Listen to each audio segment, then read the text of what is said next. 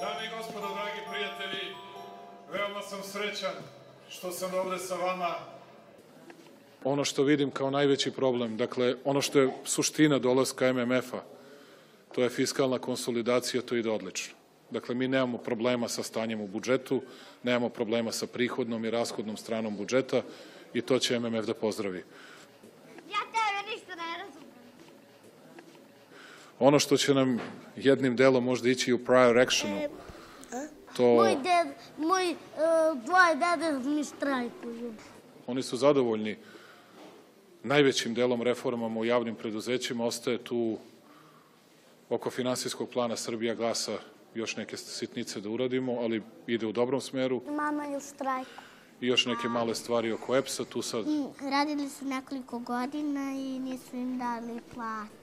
Da. Plate su inače veće nego što su bili, bit će još veće. 409 evra je prosečna plata u junu mesecu. Ja sam gledala na televizor kad su postavili šator na prugi, pošto nisu hteli da im daju pare. Biće 440 evra. Najmanje 440 evra. I oni legli na prugu. Što se tiče nove godine... Zato što su siromašni, pa štrajkuje za te stvari. Ja želim ljudima u Srbiji... Deda štrajkuje.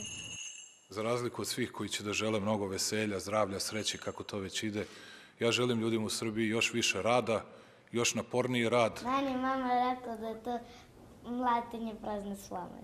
Da. Hvala vam najlepše. Mir Božji, Hristos se rodi. Ho, ho, ho, ho, ho. Ho, ho, ho, ho, ho, ho.